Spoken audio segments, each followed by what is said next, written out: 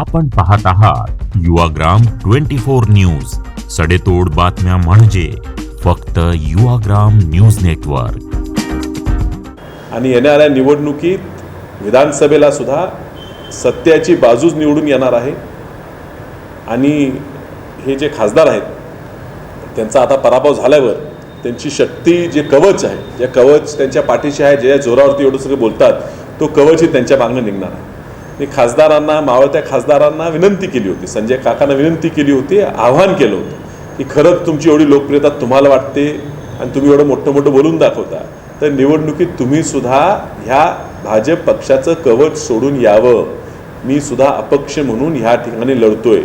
मात्र ते एवढे घाबरलेले, त्याला माहीत होतं की त्यांना मतदान मिळणार नाही आणि म्हणून कुठेतरी मोदी साहेबांच्या मागे दडायचं, अमित शहांच्या मागे दडायचं, योगी आदित्यनाथांच्या मागे दडायचं, फडणवीस साहेबांच्या मागे दडायचं.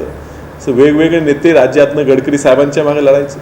वेगवेगळे नेते इथं आणून त्यांच्याकडनं विनंत्या करून मतं मागायचा प्रयत्न केला.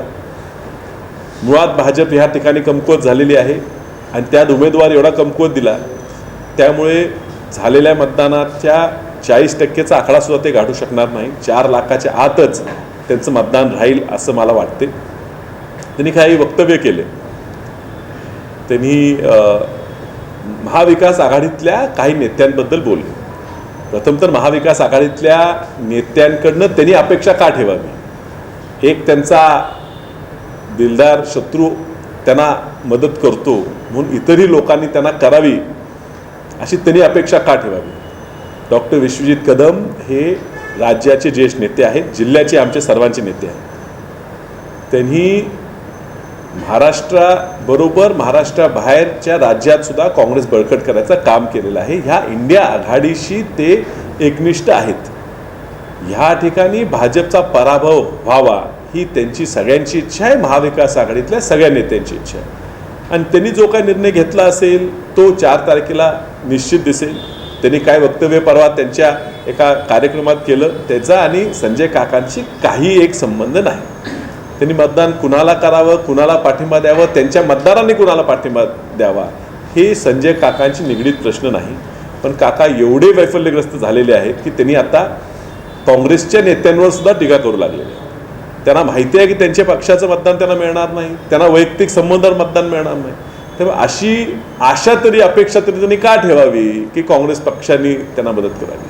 मी त्यांना सांगतो आणि मी जनतेला सांगतो, ही जी आमची दोस्ती आहे, माझा दोस्तच दिलदार आहे, त्यामुळे मला शत्रूकडे बघायला लागत नाही, शत्रूकडनं अपेक्षा ठेवायला लागत नाही. माझे दिलदार मित्र हे माझ्या मदतीला येणार होते आणि आलेले आहेत, हे तुम्हाला 4 तारखेला दिसेल. आमची ही दोस्ती तुटायची नाही हे आम्ही स्पष्ट सांगितलेलं आहे. ही आमची एकीची एक्सप्रेस ही आता मला दिल्लीला घेऊन जाईल. मला हे माझं विमान दिल्लीला लँड आमच्या पायलटनी केलेलंच आहे. आज ह्या सांगली जिल्ह्याची अडचणीसुद्धा हे विश्वजित कदमांच्या नेतृत्वाखाली पुढच्या काळात मार्गी लागणार आहेत. आणि कुणाला हे जर खासदार दमदाटी करत असतील, यांची भाषा जी येते अहंकाराची भाषा, या अहंकारातनं त्यांचा पराभव होणार आहे. पण ह्या अहंकाराची भाषा कुणाबद्दल बोलत असतील तर त्यांना मी आश्वस्त करतो, मी तुमच्या पाठीशी आहे. डॉक्टर विश्वजित कदम ठाम नेतृत्व आहे, ते नेतृत्व मी मान्य केलेलं आहे. ते निश्चित ते सुद्धा आपल्या अडचणीला धावून येतील.